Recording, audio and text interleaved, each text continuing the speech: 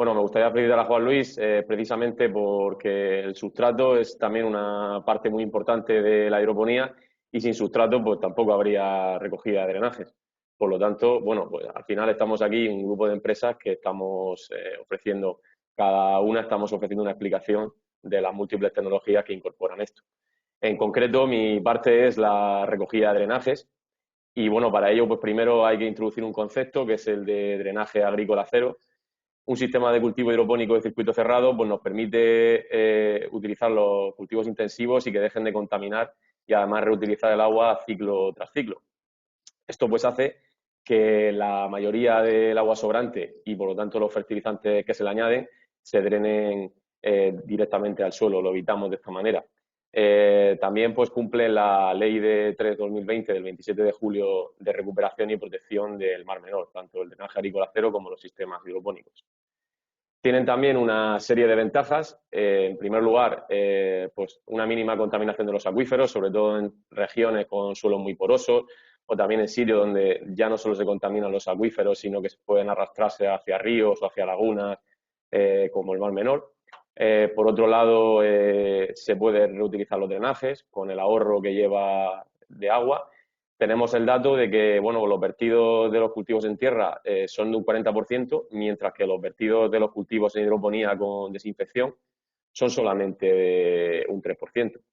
Entonces, pues bueno, eso al final es un ahorro también de fertilizantes, de productos de desinfección y todo esto pues suma para conseguir una mayor rentabilidad. Aquí tenemos un ejemplo de un estudio de una universidad holandesa. Podemos ver el consumo de agua por 1 kilogramo de tomates. En el primer caso, en campo abierto, sería de 60 litros. En el segundo tenemos un invernadero con recirculación y sería de 22, sin circulación, perdón. Con recirculación sería de 10 litros. Y por último, en un invernadero, ya estamos hablando, como ha dicho Juan Luis, de un invernadero de alta tecnología, con una recirculación, pues tenemos de 4 litros. Pero bueno, solamente se puede observar la diferencia entre sin recircular a recircular. Hay una diferencia bastante grande. Aquí dejo la fuente por si alguien quiere buscarlo. Y bueno, pues a mí me gustan mucho los casos prácticos y qué mejor manera de ver el ejemplo que ha tenido la evolución de la recogida de los drenajes en México y Marruecos, que son dos mercados ahora bastante maduros en cuanto a hidroponía, en especial México.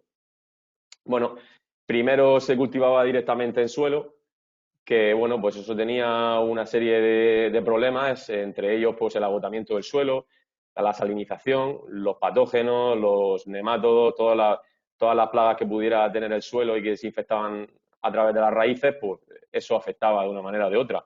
Entonces, pues bueno, pasaron a la segunda fase, que fue cultivar con el sustrato, con la plancha del sustrato, ya fuera coco, perlita, apoyada directamente en suelo. Esto fue una mejora, por supuesto, pero bueno, podemos ver en esta foto como hay una serie de encharcamientos que evitan tanto el paso del personal como que dificultan luego el progreso de la planta, porque si está la raíz atravesando el saco y por lo tanto entrando al suelo, puede infectarse y no estamos controlando ninguna nutrición, ni esto es recirculación, ni siquiera un circuito cerrado.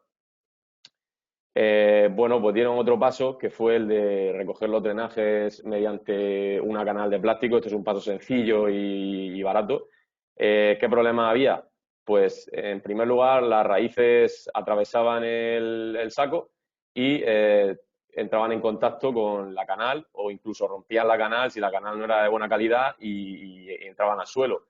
Y esto también, bueno, pues había encharcamientos porque el saco lo teníamos directamente apoyado encima de la canal y en conjunción esta serie de problemas pues hacían que hubiera pues una proliferación y la transmisión de enfermedades y de la humedad, lo cual no le venía nada bien a la planta.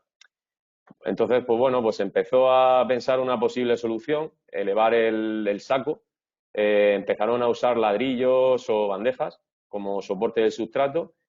¿Qué problema había? Pues bueno, había demasiada superficie de contacto con el saco, porque allí también se le preguntó a algunos growers, a algunos agricultores muy especializados cuál sería su solución ideal y ellos llegaron a la conclusión de que lo que ellos querían era tener el saco colgando como de un hilo con ninguna superficie debajo, lo cual era imposible porque no existe un sistema así que te cuelgue el saco de un hilo.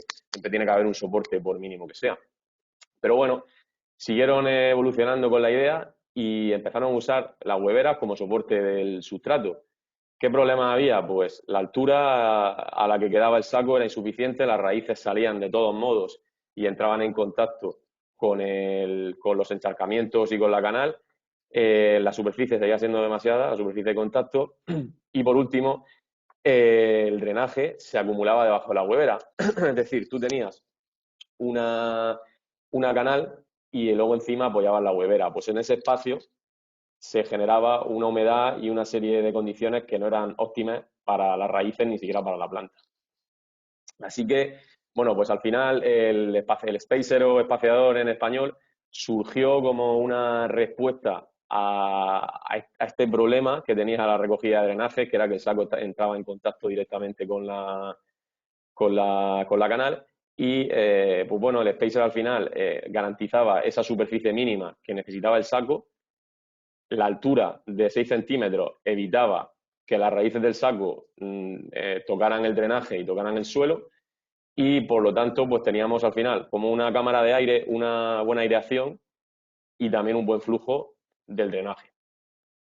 Al final esto combinaba una serie de ventajas que era la reutilización de los drenajes y el ahorro del agua con la aireación y el evitar que las raíces estuvieran en contacto con los drenajes. Y esto pues afectaba ya no solo al ahorro de agua y al ahorro de fertilizantes, sino que también las raíces de la planta estaban más sanas y por lo tanto daban una producción mucho mejor y había una rentabilidad mayor y evitaban pues, posibles luego enfermedades en las raíces, etcétera, problemas en los drenajes.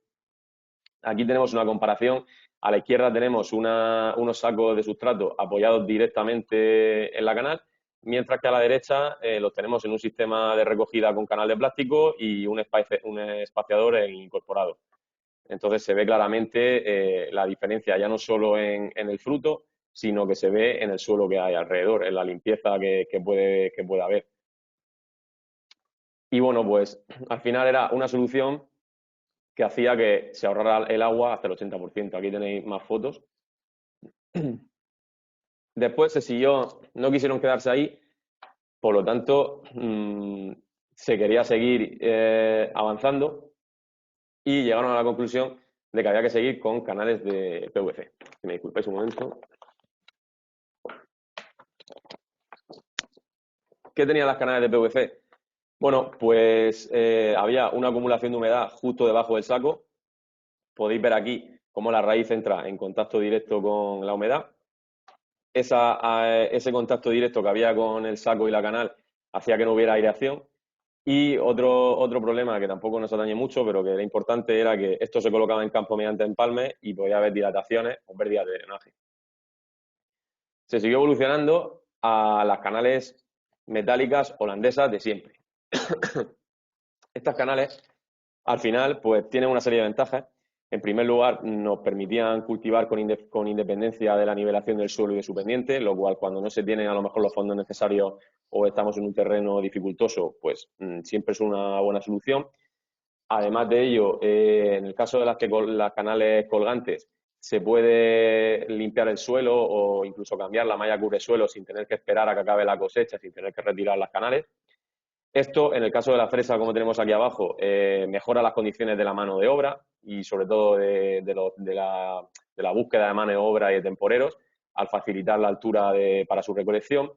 Luego también tenemos otras canales de alta tecnología que son móviles, que están conectadas a motores y permiten optimizar la densidad de plantación porque tú al final lo que tienes es una serie de líneas de canales y cuando tiene que pasar el operario o la máquina a realizar la recolección, pues levantas unas y dejas otras. Y esto hacía que se aumentaban los rendimientos por hectárea. Y bueno, por último, pues al separarse, cuanto más te separas del suelo, pues digamos que mejor puedes controlar la temperatura de la planta.